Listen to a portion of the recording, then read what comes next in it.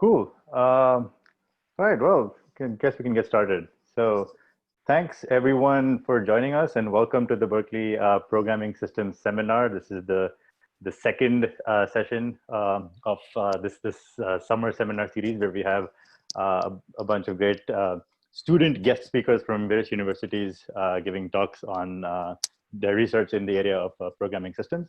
So my name is Rohan Padde. I'm one of the students, just graduating students in the Berkeley Programming Systems group. And I'm really excited to introduce today's speaker, Jubi Taneja. So Jubi and I met first, I think, in the PLDI in 2016 in Santa Barbara, if I'm not mistaken. But we actually worked in the same lab in India in IIT Bombay with Uday Kedkar working on compilers and static analysis many years before that. So I was there, I think, until 2013, and I think Jubi was there sometime before that. But we did not overlap. So that was actually interesting. We talked about it later. So today, Jubi is a PhD student at the University of Utah, where she works with John Rager. And her research is broadly in the area of compiler optimizations, static analysis, verification, and super optimization. And she's been doing some really cool work with LLVM and super optimization and using formal methods, which I'm really excited to hear about today. She recently presented one of her papers at CGO 2020, which is the conference on code generation and optimization. And that paper won the best paper award in the conference, and Jubi's talk won the best student presentation award as well. So that's really awesome. So congrats on those awards, Jubi. And without further ado, I would like to let Jubi take it from here. I'm really excited to see your talk, and thanks a lot for joining us, Jubi, and it's all yours. Thank you, everyone, for joining in, and thank you, Rohan, for such a wonderful introduction. That's my first time being introduced this way. And thank you so much to everyone who has joined here. So let's get started by reflecting on the, okay. So let's get started by reflecting on the trends that we have seen so far in the systems. On one side, we have seen an enormous increase in the number of programming languages. These languages are becoming more high level and moving towards more abstraction, be it a syntactic, a domain specific, or a functional abstraction, but at the end, we still want fast code. And in contrast, the processors are moving towards more specialization. And because of this, the gap between the high-level programming languages and the low-level processors is increasing. It is the responsibility of a compiler now to bridge this huge gap. Now, the trend that we have noticed on the compiler's front is that they have well-defined mathematical foundations. But these mathematical foundations have only been used to understand compilers, but not been used directly and not applied directly to build compilers. But here we want to do something different. We want to use these mathematical foundations to build parts of the compiler. And hence I'm presenting my talk on improving compilers, construction using the formal methods. So there are three main criteria that a compiler should always hold. One, that it should be free of all the bugs, leading towards the goal of correctness. Second, it should be able to generate a high quality code. And third, it should be efficient in terms of compile time, runtime, or any other performance parameter, leading towards the goal of being fast. But for my talk today, I'll be focusing only on the two aspects, which is correctness and high quality code generation. Moving on, let's first try to understand why compilers can go wrong. Well, there can be different reasons for that. It can be a null pointer dereference or a use after free kind of an error, or it might be any corner case in implementing the semantics of an intermediate representation or any other kind of bug. But trying to focus on something which is related to my talk today, let's take one simple example. So here I've taken this function foo, which was reported as a miscompilation bug in LLVM 3.7 a few years ago. So what is this function trying to do is it sets the value of n equals to 2. And on each iteration going from I equals to 0 to n mod 3, it is appending the string AB to the resulting string S. And finally, we want to print the string S. So the first question is, when I compile this function with Clang 3.7 and run it, what do I get? So we get the result AB. This is the correct result because this iteration is going to iterate for at least exactly 2 times. So we'll get this result and it's good. Now let's try to tweak it a little bit and see what happens. Now, if I enable the optimization option, say O2, and when I compile this function again, we get the result AB. So this is incorrect. And on tracking down this issue, it was found that the problem was in this n mod 3 operation. We'll not go into the details of this mod operation here because we'll come back to the same example later in my talk today. But for now, the takeaway for us is that there is a problem in the compiler optimization phase. Speaking of compiler optimization, let's go ahead and see what is the existing trend that we have seen in the compiler optimization, specifically talking about the LLVM's peep-hole optimizer, which is named instruction combiner. So this graph shows you the growth of LLVM's instruction combiner in the past 20 years. So it grew from somewhere like 2,000 lines of code to today 36,000 lines of code in LLVM version 10. And this is the pure hard work of compiler developers. Well, the manual implementation comes with its own set of problems. The first one is that it misses the important optimizations. Because LLVM was primarily designed for C and C++ optimizations at first, but today it is being used by several other programming languages, and it supports several other programming languages like Rust, Swift, and even more. So there are, some optimizations which are not even handled there, not even defined there, and hence it misses out those. And the obvious implication is that it is very time consuming to develop or code anything manually for compiler developers. And the third is that it is prone to bugs. Now, when we speak about bugs in the compiler optimization, it can be at 2 different levels. One, that the bug can be in the transformation itself, or second, the bug can be in the driver of that transformation. That means it is in the static analysis. These list of problems motivated the goal of our work towards automatically discovering missing optimizations and implementing the optimizer automatically. And third, to test the static analysis using formal methods-based techniques.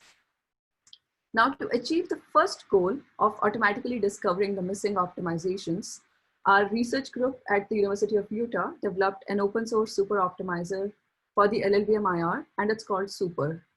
Super uses a search procedure, a cost function, and an equivalence checker to find the missing optimizations from a given source program.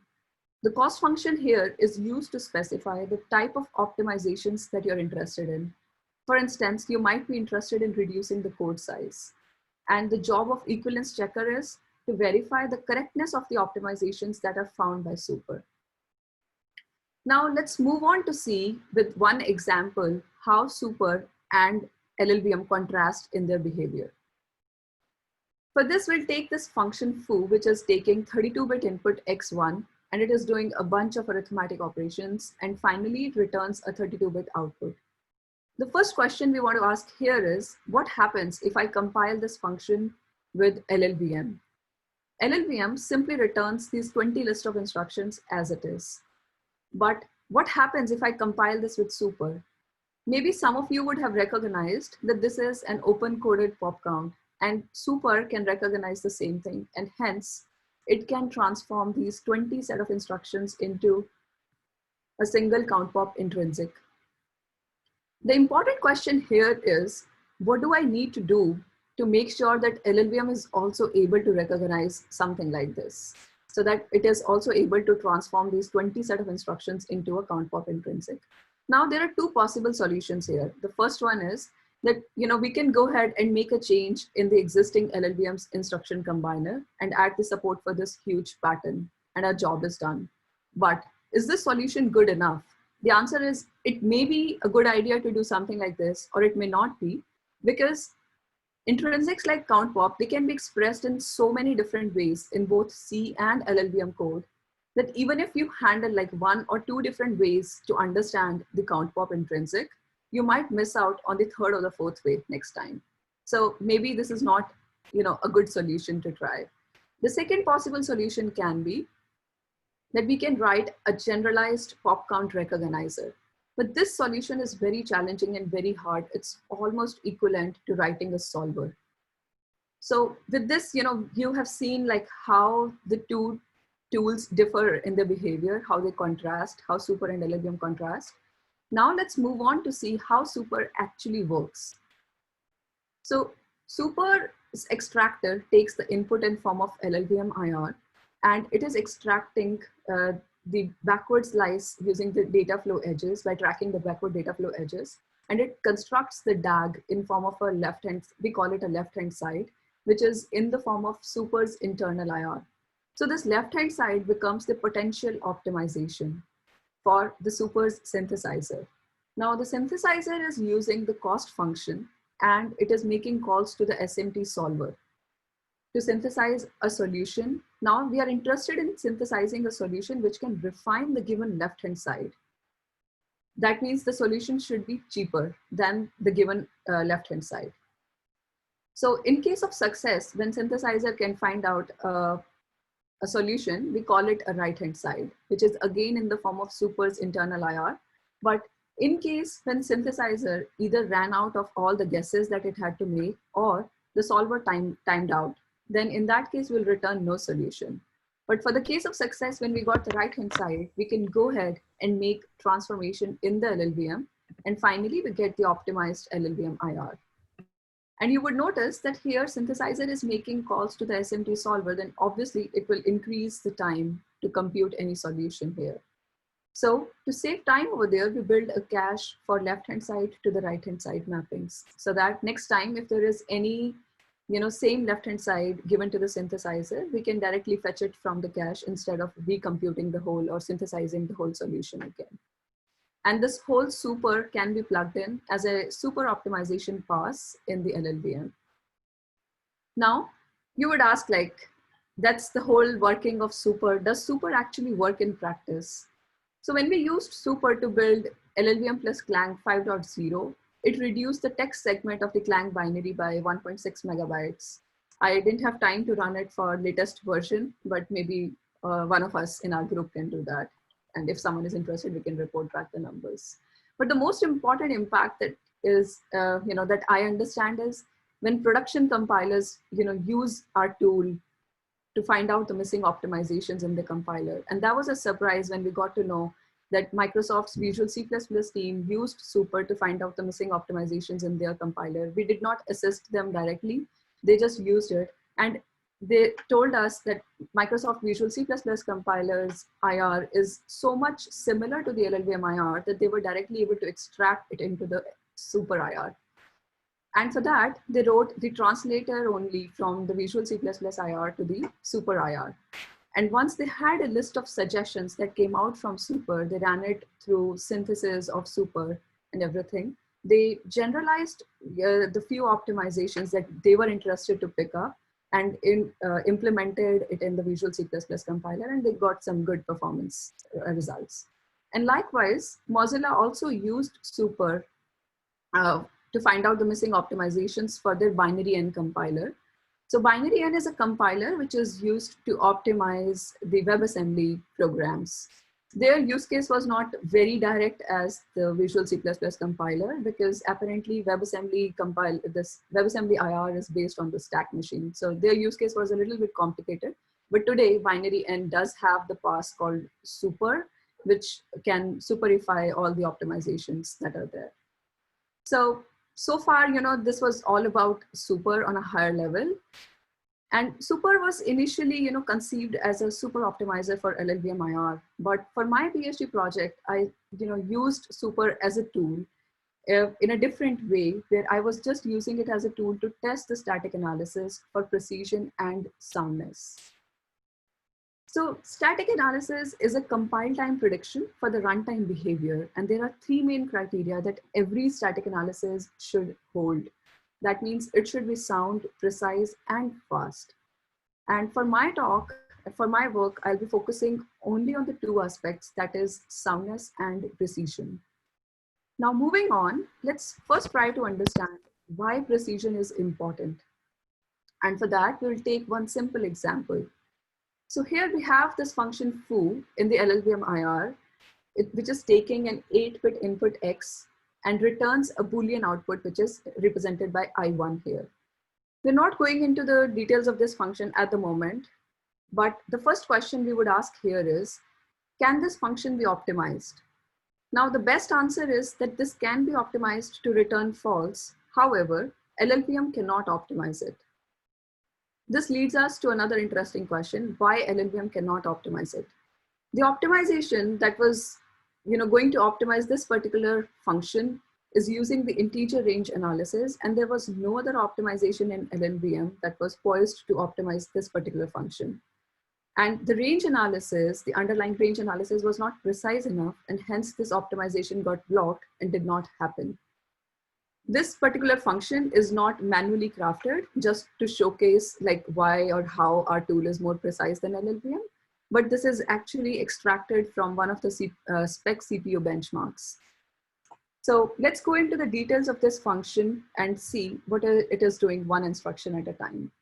So the first instruction here checks if x is equals to 42, and it saves the result in the label %0.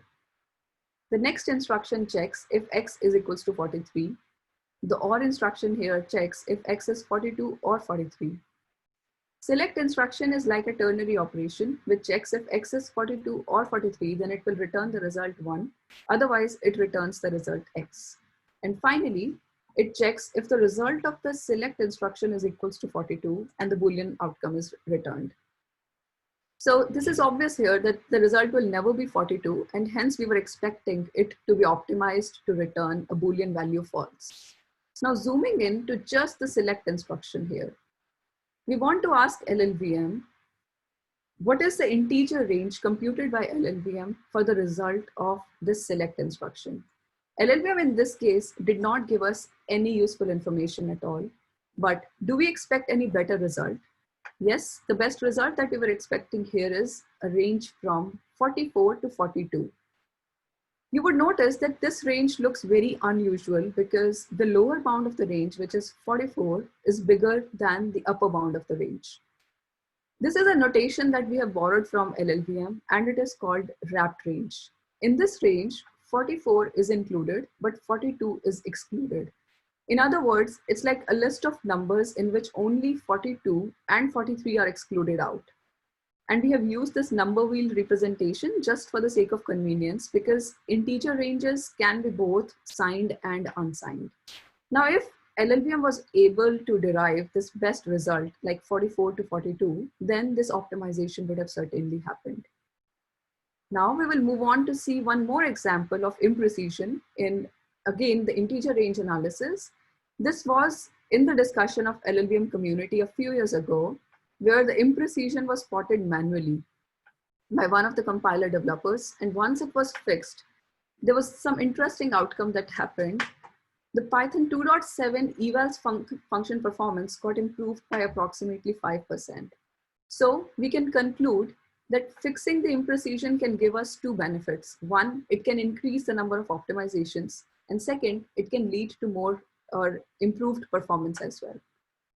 With this, we have seen the importance of one aspect of static analysis. Let's move on to see the second aspect now, which is soundness. And for that, we are going to use the same example that I showed you in the beginning of my talk, where the problem was in the mod operation n mod 3.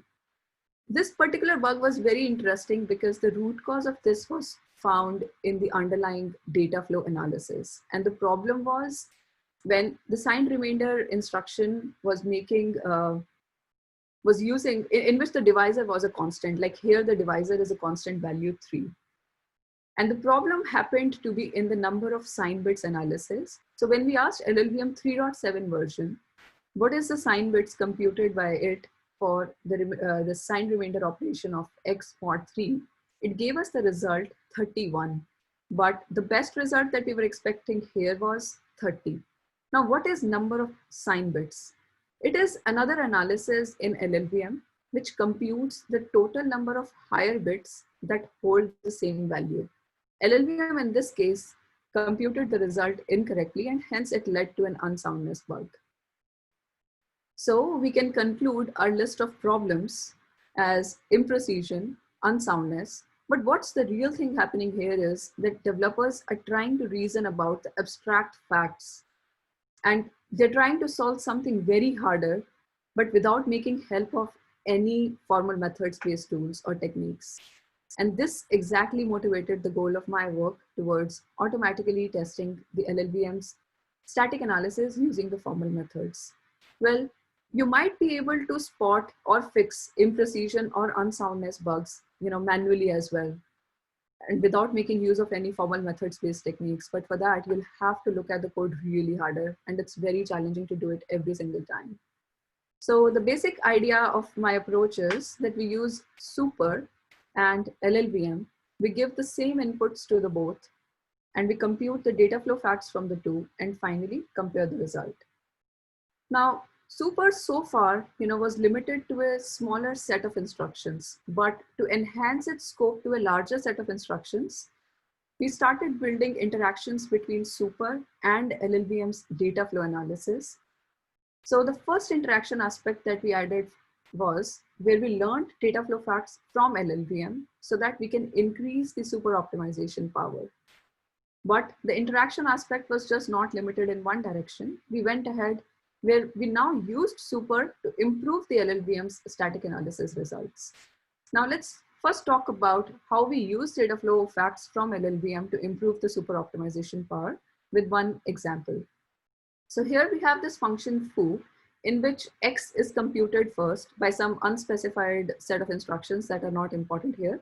But as soon as this function reaches a point where it knows that is known to be a power of 2 for x is true, that means by now it knows that x is a power of 2 number or power of 2 value.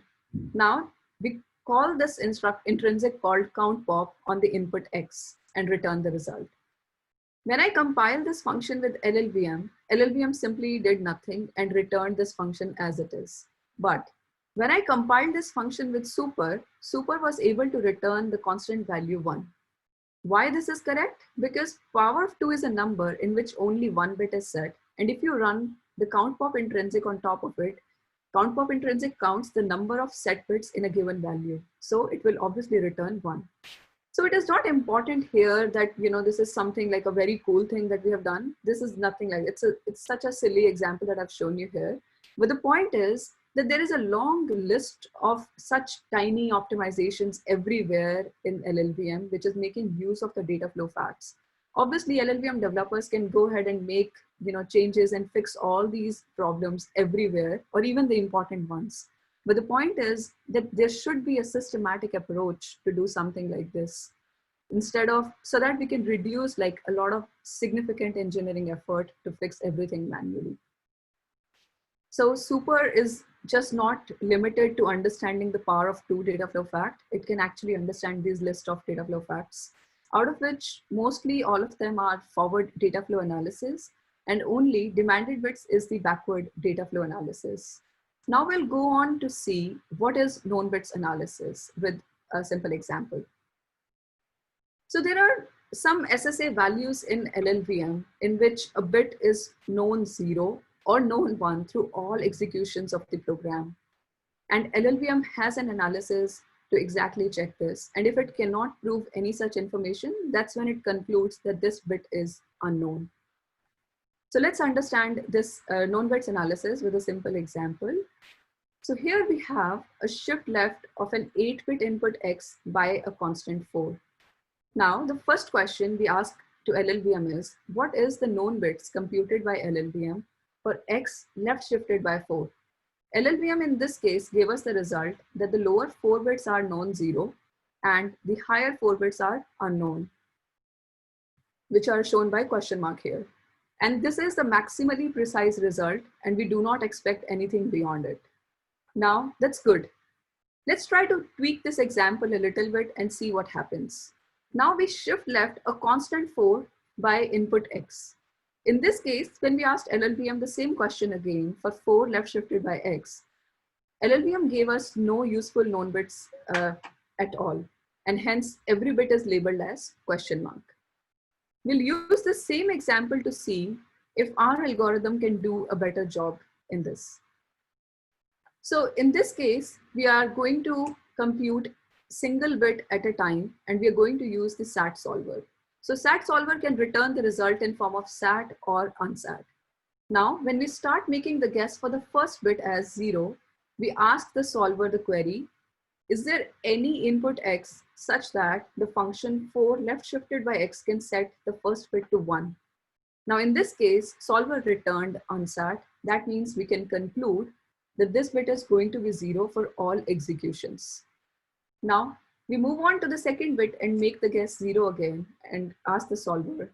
And solver in this case also returned unsat. So we can conclude that this bit is also going to be 0 for all executions. That means there was no such input which could set this second bit to 1. And hence it is 0 every time. Now we move on to making the guess for the third bit as 0. And in this case, solver returned SAT. So what does it mean? That means we have at least one such input x so that this third bit of 4 left shifted by x can be set to 1. So we flip our guess to 1 and we ask the solver again, and solver returned SAT. That means there was again at least one such input which was able to set the third bit to 0 this time. So we cannot conclude anything, and hence we can mark this bit as unknown. Likewise, when we queried, for further bits, there were more failing guesses that happened. And finally, what we got is that the lower 2 bits are known 0 and the higher 6 bits are unknown. Whereas in contrast, we saw that for the same example, LLVM was not able to derive any useful information at all.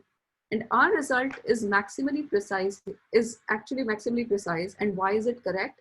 Because the constant 4 has two lower bits set to 0. So no matter what the shift amount is, in the result, after the shift operation also, the result should always hold those lower 2 bits as 0.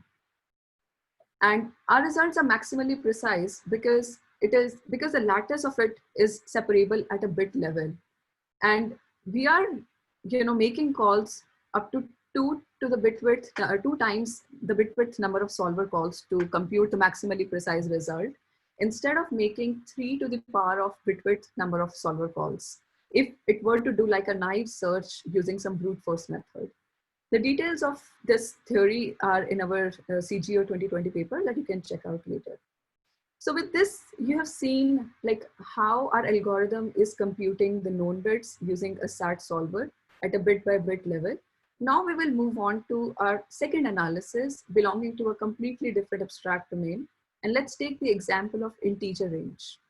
To understand the idea, we'll take again one simple function foo, which is taking 4-bit input y and multiplying y with itself, and finally it returns the result. So the first natural question that we ask to LLVM is to compute the integer range for the result of y times y. LLVM in this case did not give us any useful information. Now we will see if our algorithm can do a better job than this and how it actually does that. So we are interested in computing the range of the form x to x plus m, where x is unknown and m is also unknown, but we want m to be as small as possible. The intuition behind this is that we want to skip as many elements as possible from our resulting range so that the resulting range is maximally precise as it becomes more tighter. Now, we cannot use something like we did in the known bits algorithm approach where we were asking queries for each bit by bit level. Here we have to do something different. So what do we do to compute m? As I said that we want to compute the smallest m. That means we can use a binary search algorithm, and that's the efficient algorithm that we can use here. But for computing x, we will use a constant synthesis algorithm. Now we'll take the same example of y times y and see how this algorithm is actually working. So we start our binary search between 1 to 15 and set the middle point to 8. Now we call our constant synthesis algorithm to compute the value of x such that it satisfies the constraint that the result of y times y should belong to x plus 8 in this case. And here, when we queried the solver to compute the value of x, it failed to derive any result for x. So we tighten our bounds of binary search between 9 and 15 this time with the middle point set to 12. And again, we asked solver to compute the value of x. And in this time, the synthesis succeeded and gave us the result, which satisfied the above constraint. And it gave us that x is equals to 0, which makes the resulting range from 0 to 12. That's good. So we move on to tighten our binary search again between 9 and 11 with a middle point at 10. And likewise, when we queried our synthesis algorithm to compute the value of x, it succeeded and gave the result x equals to 0. And this time the range is 0 to 10. And finally, we reach a point where lower bound, upper bound, and the middle point of the binary search are at the same value, 9. And the final query we made is to compute the value of x for the constant synthesis algorithm. And this time it failed. So in conclusion, our algorithm was able to derive the range from 0 to 10, in which 10 is excluded. So we have the numbers from 0 to 9.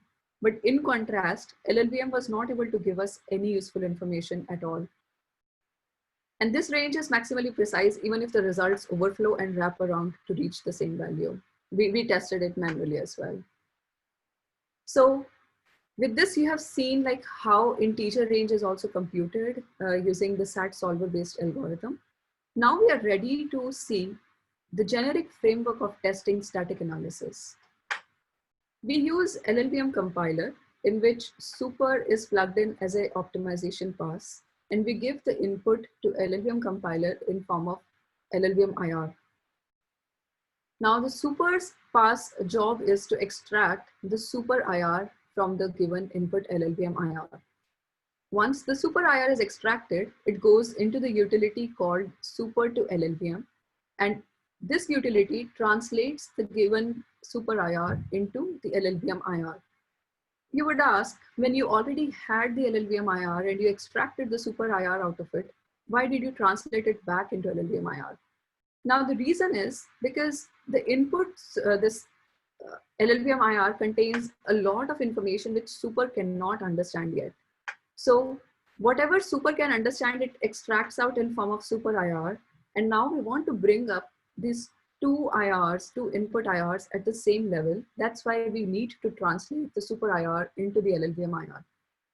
Once we have these two input IRs ready, we can send them to the corresponding data flow engines and compute the data flow facts and compare them. Now, the three possible outcomes from this comparison is that we have equal precision from the two. This is least interesting. The second interesting outcome is when our tool is more precise than LLVM.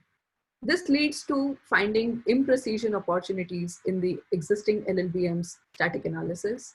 And the third outcome is where LLVM seems more precise than super. This is a most interesting outcome because it can lead to soundness bugs in LLVM's static analysis. Now, this is like the overall design of how testing framework works.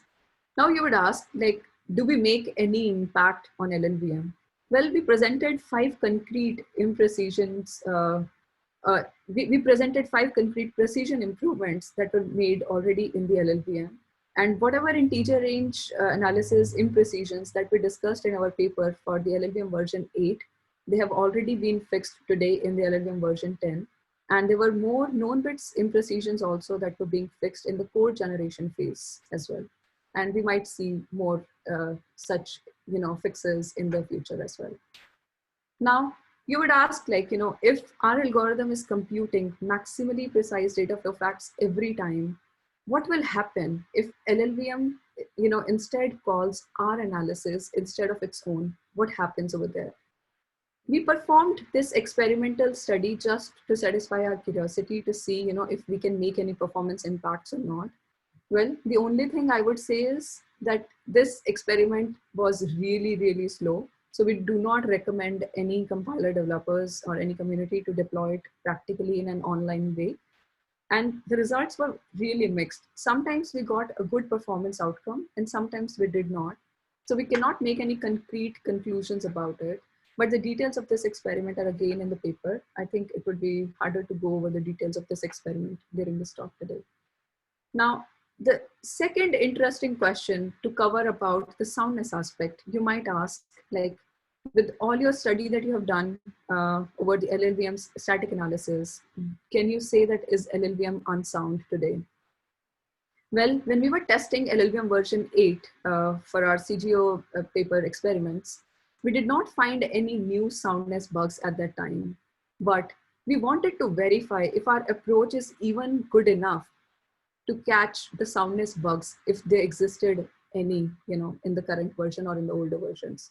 So we did one experiment where we forward ported the old soundness bugs that were reported in the LLVM versions and forward ported them to the latest version of LLVM and ran our experiment again. And this time our tool was able to catch all the soundness bugs that we introduced. So in a nutshell, I would want to give you a takeaway from this part of my talk as that we want to encourage compiler developers to use formal methods-based techniques when to test the static analysis. Now let's move on to the final part of my talk, which is to automatically generate the peep-hole optimizer. Just wanted to interrupt and ask if you want us to ask questions in line or wait till the end for questions. You can ask in between, that's fine.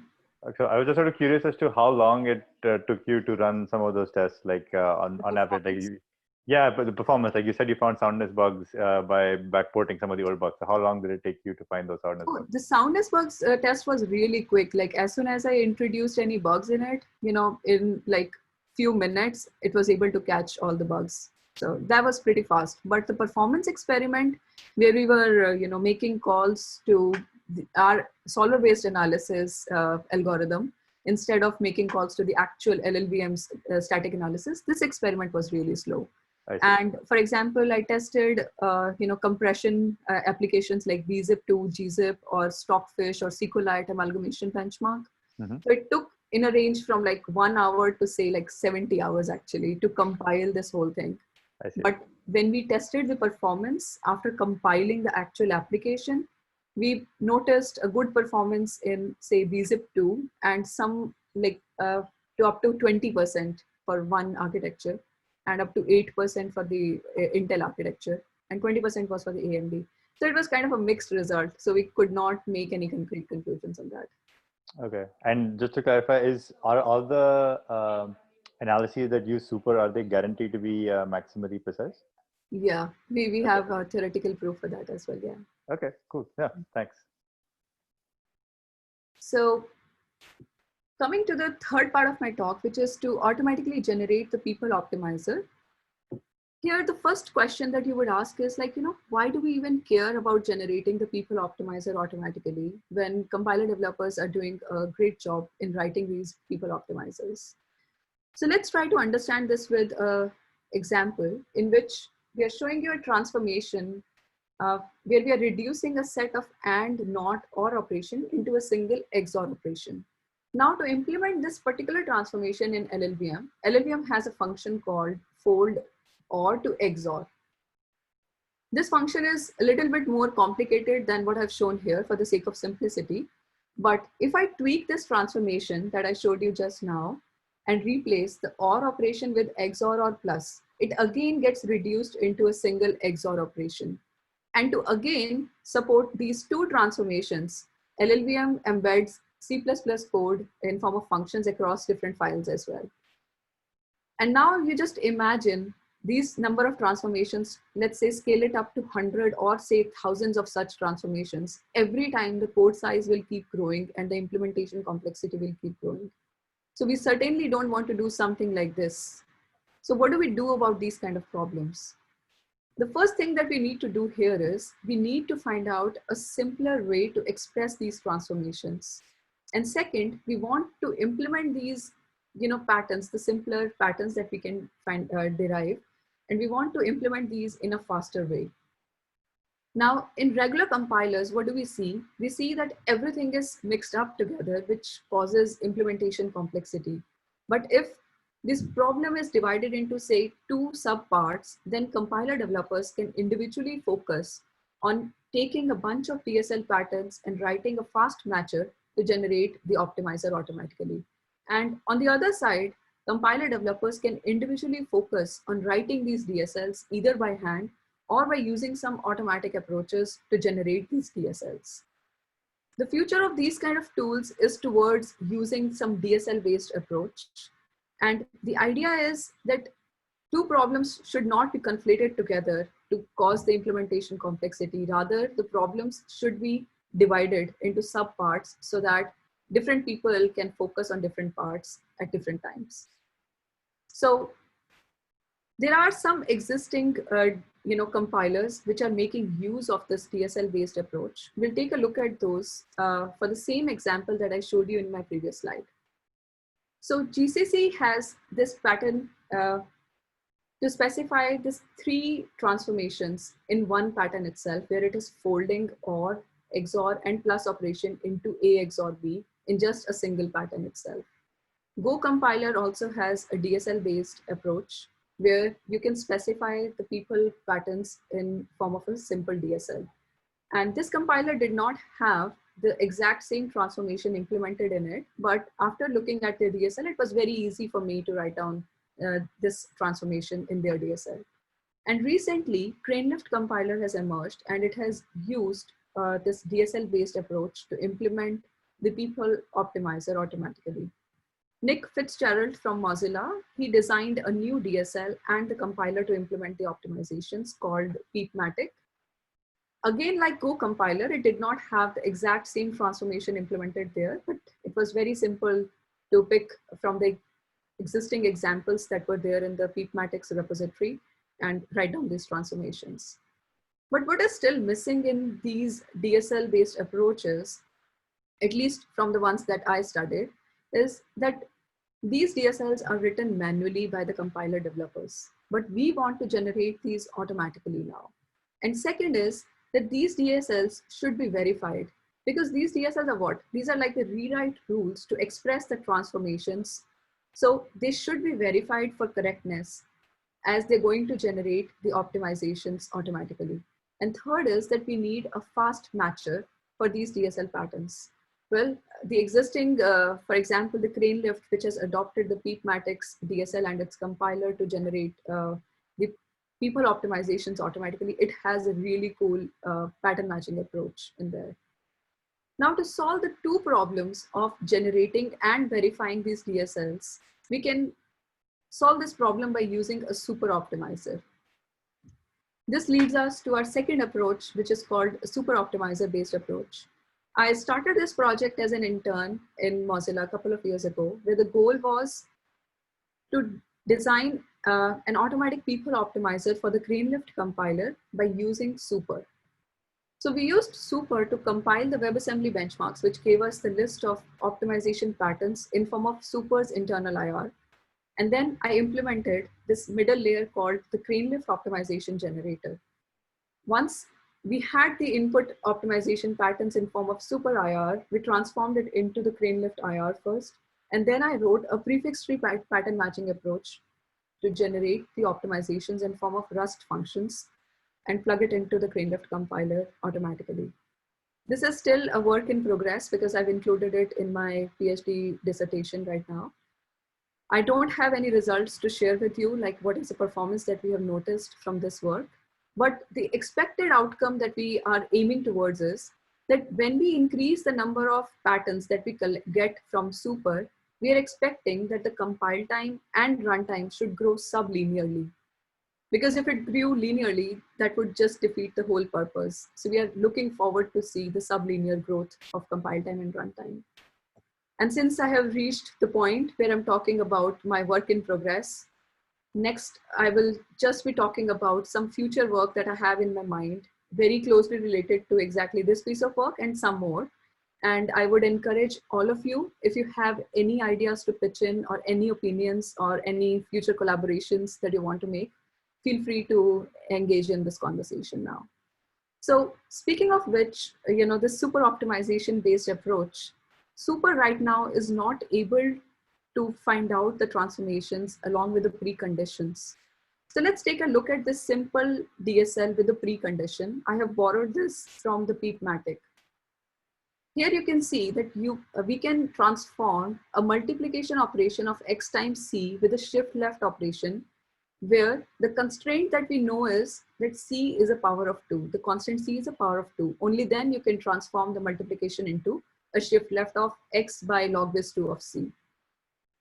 Now, this Go compiler also has a few preconditions that are encoded in the transformations to generalize the specific transformation. But these preconditions are specified manually by the compiler developers. But our goal is to find out these preconditions automatically. There is some prior work which is already done in this direction. For example, by the Rutgers group when they designed a tool called Alive-Infer. But there is still a lot of room of improvement in that direction. And our idea is that we want to use data flow facts to derive preconditions. The first idea is that we can use data flow facts that Super is already understanding from the LLVM's data flow analysis. And it is also able to compute those maximally precise data flow facts. So we can feed them as the precondition to a transformation. And second is we can work towards deriving the weakest precondition, weakest data flow fact itself, and use that as a building block towards generalizing the whole transformation. There is some work already being started in our group by Manasij, who is working on deriving the weakest data flow facts. So we are really looking forward to this piece of work in the future. Now, the second piece of work that will be very interesting to follow up from this whole work is in the testing of static analysis. So my work only focused on testing, say some 8 different analyses of LLVM only, but I'm looking forward to design a generic framework which can be used across different compilers and can be used across different analyses also belonging to different abstract domains. I don't have any ideas how that will be generalized. I can make changes to make it work for GCC at first step, and then we can look for more generalizations in that area. But if anyone of you or if you know someone is interested, there's always a collaboration that we can make and work towards it. Now, let's go into some very crazy idea that I had in my mind for some time now, where we can do some super optimization on the source programs. Now let's imagine you're typing in your programs, you're coding for some project in any of your code editors. Let's say you're working in Sublime or Visual Studio or somewhere else. If you can get some code annotations in form of where you can get a suggestion like, okay, if you are trying to use some say multiplication or division complicated operations or the expensive operations, it can suggest you like, okay, make use of shift operation in this time. So the idea is that we can try to collect all possible GitHub repositories which are open source, maybe collect the ones which are really popular and stuff. So we can give it to the super optimizer. Super optimizer's job will be to extract the fragments of code and try to super optimize it in a way by running the underlying synthesis based algorithms. So once we have the whole set of data points in which we have learned that, okay, these kind of fragments are the most commonly occurring fragments, which can be optimized in this particular way, which are cheaper forms to express the same piece of code, then we can maybe connect it to the machine learning models and connect that whole model to the code editors so that every time a programmer is trying to program something, the suggestions will keep coming up in form of say comments or something so that, programmers feel much easier to use, super optimization at the source program level. This is a very, very abstract idea again, but it seems very cool to me. And I thought like, I'll just share it with all of you. And the final thing that we can take forward is, likewise, when we are talking about the source programs, we can think about super optimizing the loop transformations. So there's a lot of literature existing around loop transformations, especially when we see a lot of work done by compiler community in finding out the loop unrolling factor through different ways. For example, I came across this one paper which was using a machine learning based model to understand the loop unrolling factor or predict the loop unrolling factor. So maybe we can think about, collecting such loop fragments and trying to, super optimize and see like, okay, what type of transformations will help us achieve better benefits in terms of, different target architectures and stuff. So again, like very high level idea. I would like to conclude my talk with a final snapshot where the idea is to just encourage compiler developers towards a new design of compiler development. So traditionally, we have seen how compiler development is usually done, where we have the front ends, we have the middle end in which the static analysis is implemented and some machine independent optimizations are implemented. And in the back end, we see code generation and some target specific optimizations. But now what we should do is we should try to abstract and lift the specific, try to make some abstractions from, let's say, the optimization phase of the compiler and lift it in form of specifications or DSL patterns. So once we have the specifications ready, compiler developers individually can work towards writing the formal semantics to verify these specifications. And on the other side, they can work towards writing the synthesis-based algorithms to synthesize or automatically generate these DSLs. Once this entire system is ready, we have the DSLs, we can now write a compiler so that it is able to build the optimizer or maybe a subpart of this whole phase of compiler automatically. And we can apply this kind of technique across different phases of compilers in subparts. So with this note, I would like to conclude my talk and say thank you to everyone who attended my talk. You may ask any questions now if you have. Awesome. Thank you, Jubi. Thank you. Thank you. Just a comment. Your idea isn't as crazy as it sounds. I've read a paper, I can't think of off the top of my head where, but where they were using machine learning techniques to apply LLVM optimizations to target either faster code or more power efficient code. Oh, wow. And so I think that idea is spreading, and I think this is fantastic. So thank you very much. Thank you.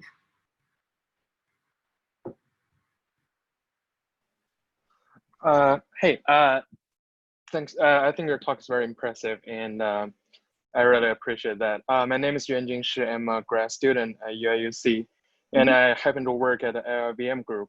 So, yeah. So I have a quick question. So about the first part, because you mentioned the whole workflow is that you extract information from the LLVM IR and you construct the super IR based on that part. So I understand the part that this super IR is important because you will need for synthesizer and all this kind of stuff.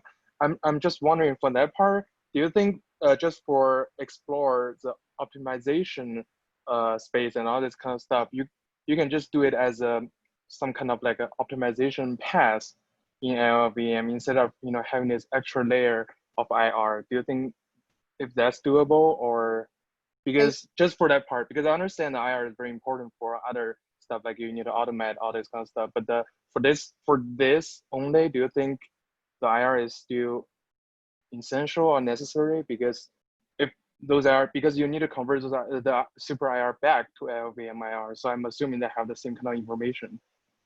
Okay, so you're saying like, why not we work directly on the LLVM IR instead of trans?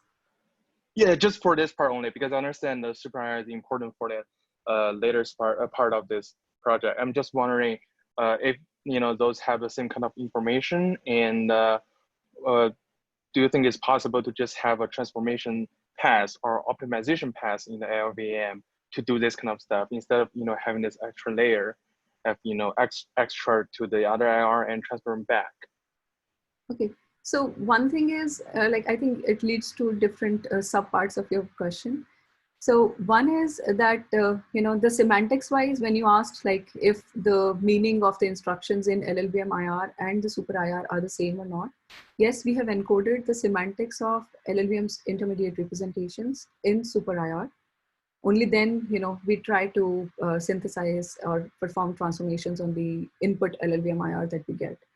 And second, when you ask this question, that why not have this pass in LLVM itself, which can work on different LLVM fragments and try to optimize something like that. So you would, the highlight here is that we are using the underlying SMT solver. And when we plug in super as an optimization pass, into the LLVM compiler at the very end of the optimization passes, it slows down the whole compilation time because we are going to use the SMT solver. So I don't know like how exactly you were trying to imagine this, or maybe if you can elaborate a little bit.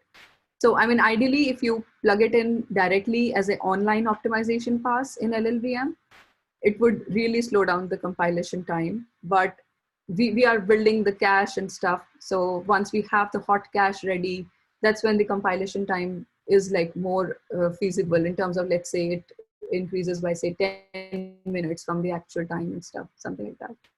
So I think if you do something directly as optimization pass in the existing LLVM compiler, it will slow down the whole compilation time. So I don't think the community will appreciate that. If I understand your question correctly, you try to ask this. Please correct me if you are asking something different. Yes, that's my question. Okay. Yeah, thank you very much. And also just a quick one. Following question. So for a cost function, is that machine learning based, or is it like heuristic? So like data initially based? it was the heuristic based cost function, but now we have someone else in our group, Westwell. He is working on using the machine learning based model to tune in the cost function also, depending on what we are interested in, whether we are interested in reducing the code size or we are interested in reducing any other different parameters. So he is working towards that. So we have the work going on towards machine learning based model in that. Okay. All right. Thanks. Thank you very much. Thank you. So we have a question in the chat. If you'd like to answer that, I can read it out here. It says, it's from Matt. It says, great talk. A question from the compiler design perspective. What IR language design principles would make your work easier? What do you wish LLVM IR had done differently better? Okay, that's a hard question, I guess. I think Super IR itself looks pretty much similar to the LLVM IR. It's not very different, but we obviously are not dealing with, let's say, the function call syntax right now, or the memory operations as of now. That's a different part. I think I don't have comments on designing a IR because I have not worked towards designing the IR directly. So I don't want to make bad comments here.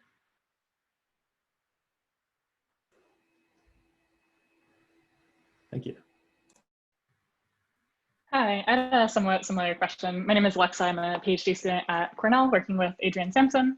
And my question was around, you spoke somewhat about having DSLs to show compiler transformations. But do you think your work also informs source language design in that, like, can super be used to reason about if you're designing a new programming language? Are there certain features to avoid or add that make it easier to find optimizations and actually formally reason about them? So if you just speak about the arithmetic operations, this is my own understanding. So if you have any new programming language also, let's say you came up with your own DSL to define your own language and stuff. So if I understand correctly, like any underlying programming language, which let's say only supports the bitwise or the arithmetic operations, if they can be transformed into the LLVM IR only, we can take care from there. Or maybe if they are just targeted to support the Super IR directly, it should not be very difficult to make, just to support the Super IR or the LLVM IR as a target. But we'll have to make changes according to your DSL this time if you have a different semantic for the underlying operations. Let's say if you have a different semantic to support a shift left instruction, like whether you care if the shift amount is, let's say for the 32-bit input, is shifting off the bit width value or not, or something like that.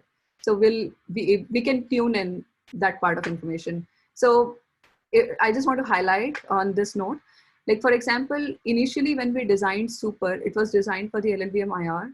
But now when I was working for the CraneLift compiler and I was trying to compile this WebAssembly benchmarks using Super, we cannot rely directly on the existing semantics, what we have encoded in Super, because they were for the LLVM IR. So I added or changed a few semantics, a few instructions that were different in the WebAssembly. So I guess it can be used for the different source programming languages as long as we know what are the semantics and we can make changes or support those also. Thank you. Thanks, Jubi, for your talk. I have one question about like security implication, especially you are doing a lot of optimization here. So it's, if they are related to, for example, the response time of these applications with super optimization and so on, I was wondering if issues similar to Spectra or like recent side channel attacks found in compiler base happen here, or if you have thought about it. So how would we use this super maybe to track down these kind of issues? Yeah, I was wondering that if you also doing in this optimization, you're also considering that it is going to be secure against like side channel attacks, where they just try to look at the response time and finding out what is the current secret use. If you have unbalanced, if you introduce like unbalanced like execution in your optimization, it might help them to distinguish secret from each other. So just a quick note, that is also like implication of this kind of work, because it's always happens in this scenario. For example, in CPU for a Spectra, they try to optimize where they predict the like execution before seeing those value of predicates, for example. And that turns out that attacker can train those systems toward a particular behavior, but then whenever that behavior changes, that there's huge timing differences, and that can be observed through side channels. That is like recent work that happened, but related to here. Okay. I had no ideas, but I think, yeah, we should try to think about different aspects, even in terms of security implications and stuff. Yeah, that's a good point. The other things is about your non-bit algorithm that you try to put 0 and 1 and see which is feasible. This is like a bit detailed, but I thought you might do better there if you have large like number of sets. Particularly, you split the set by finding the minimum and maximum value and comparing between them. But I'm not sure if 100% possible. Yeah, I mean, if you follow that kind of approach where you can find the min and the max and something like that, it gets very harder to prove that they are maximally precise using that approach. So, okay, I see. Yeah, because the lattice, if you go into like the theory of, this abstract domain, it is separable at a bit level, like the lattice of it is following the separability property. So we used that approach to prove that they are maximally precise. LLVM currently, the implementation, if you look at it, does have like, very cool tricks to compute the known bits. Maybe there might be somewhere that you just mentioned to compute the maximum or the minimum thing. But again, you cannot prove that they are going to be maximally precise every single time. Okay. Yeah. Makes sense. Thanks. Yeah, thank you.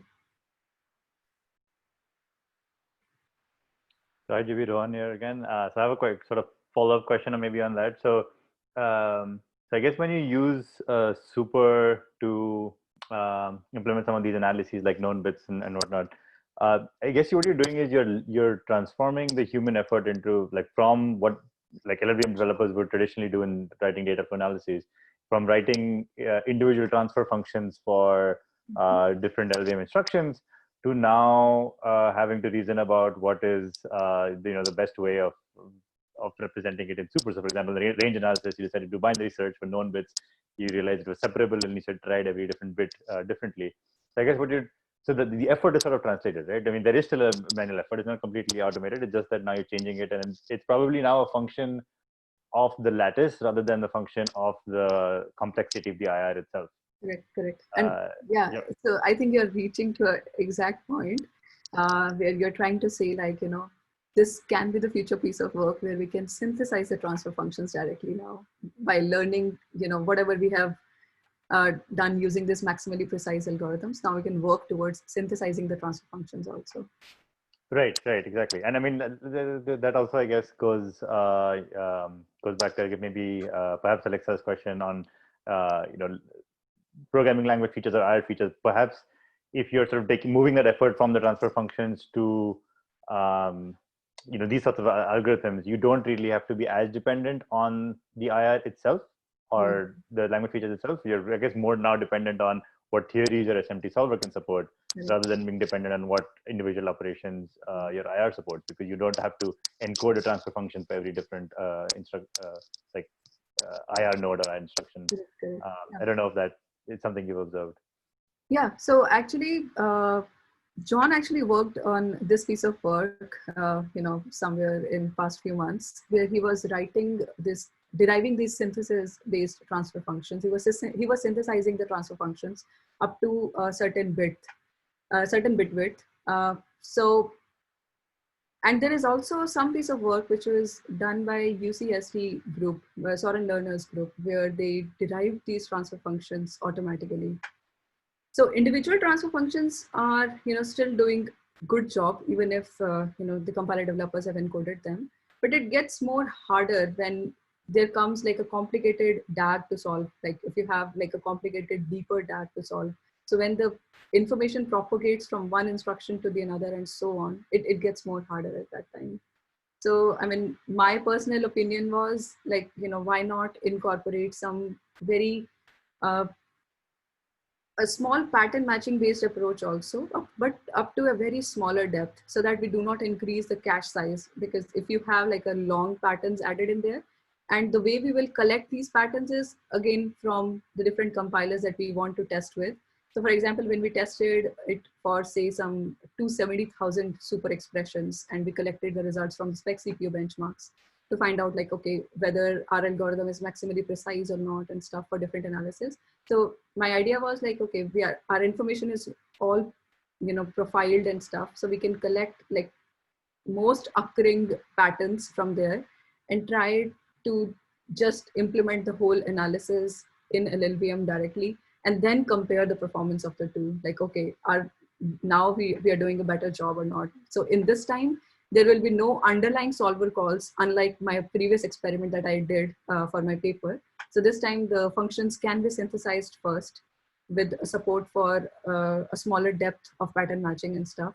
And then we can see like, how that goes forward. Yeah, that's clever. Yeah, it was pretty cool to do that. Nice. Thanks for the answer. Yeah, thank you. Are there any other questions? There's another question in the chat from Matt. If I can maybe read it out. It says, related question. In the optimization context, is there a way to apply the techniques for automatic peephole optimizers generation and transformation synthesis to peephole optimization's portability instead? So for example, is reusing existing peephole optimizations to synthesize equivalent transformations across possibly very different targets, like from AVX 512 to ARM SMB, to the repurposing super for modeling equivalence checks. Oh, interesting.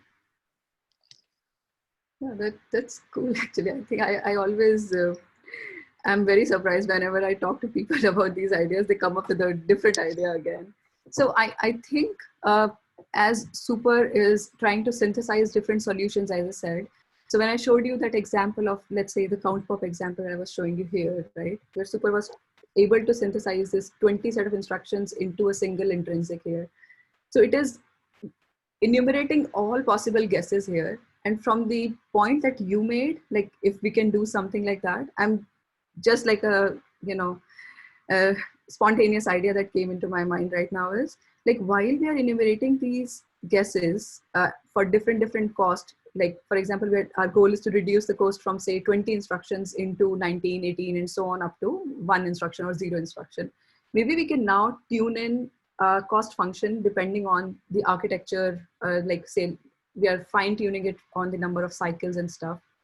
So maybe on the basis of that, we can now reduce our search space for particular target architecture and then try to find out in what possible ways a particular transformation can be expressed in, because there might be different multiple solutions for a given left-hand side for a given potential optimization. So maybe this can be done. I don't know yet, but just a random idea. Thanks for that question, Matt. Oh, I think it's a follow-up from Matt. It says, that sounds interesting. There could be some applications of existing ML research on microarchitectural cost modeling, such as thermal basic block costs that could be integrated integrated in the super framework. Yeah, that would be cool. I think we need to get in touch with different people who are working on designing cost functions at a microarchitecture level. I think that will help us figure out a very precise cost function for our synthesis, because that's what we need to, when we run the performance experiments, let's say for the LLVM compiler or for any other spec CPU benchmarks. If you have any resources to share, please feel free to email me or tweet, or I'll check those out. Cool. Thanks for those questions, Matt. I also had a sort of follow-up question on some of the comments you made earlier, Jubi, about using super or basically any sort of synthesis based optimization directly online in the compiler. You said that it will be really slow because you would have to call the assembly solver every time. So I was curious if you were to apply these sorts of techniques only to pieces of code that were known to be critical. Like, for example, if you did something like profile guided optimization, where you ran a test suite and you were like, okay, well, these 20 lines of code are really critical for my performance, so I only want to run super on those lines. Do you think something like that would be useful? Or is that something that's already been done? Perhaps I don't know if that's already the default. No, I have not seen something like exactly just focusing on the profile guided approach only. But I guess, yeah, I mean, if we can design the super optimizer in such a way that it only looks at, it tries to synthesize only those potential optimizations that have the highest profile factor in them, probably that will help us, because that will increase the compilation time to a very, very smaller extent, not to a larger extent this time. And I guess we'll get the better benefits eventually in terms of the runtime eventually. Yeah. All right, cool, thanks. Any other I questions? have a question / idea, which isn't directly related to the synthesizing parts of super, but kind of as you find areas where existing analyses are not maximally precise, I wonder if you could integrate with PGO to find out like how many optimizations are actually being left out in your benchmark corpus because you don't have that information, and kind of use that for trying to make an analysis that's not maximally precise, but is as fast as possible to get kind of like the optimizations that you want.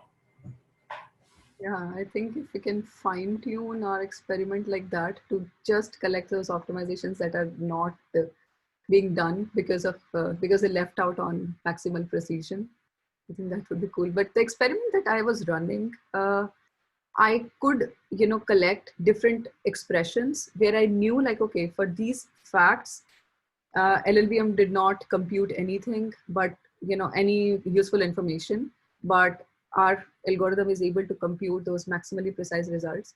But the point is, we were not able to fine tune it to the further level to figure out that which exact super expressions that we collected that had the maximal precision led to the performance improvement, or maybe again degraded the performance by, say, some 0.5% or something like that. We were not able to fine tune to that extent. I'll have to think about like how we can do that exactly. But that's a good suggestion. Thank you. Thank you.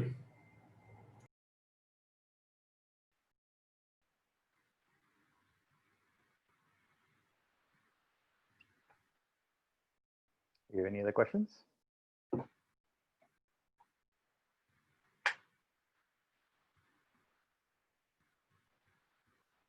Cool. It looks like we're out of questions. All right. Well, if you have any more questions for Jubi, Jubi's homepage is linked from the seminar schedule website, so you can go find her contact information from there and reach out to her. I hope that's if that's okay with Jubi. I would like to thank everyone for joining, and especially thanks a lot for Jubi for such a great talk. This was a lot of fun. I learned a lot and really enjoyed the talk. So thanks a lot, Jubi, for your time and for being here, and thanks everyone for joining and attending this talk. Thank you so much. Thank you for an applause to Jubi again. And please feel free to just send in your questions if I didn't answer anything, or I know like there are a few questions that I would want to come back to where I did not know like how we can try to solve those problems. Maybe we can start a conversation on Twitter or email, whatever feels comfortable to you. We can do that.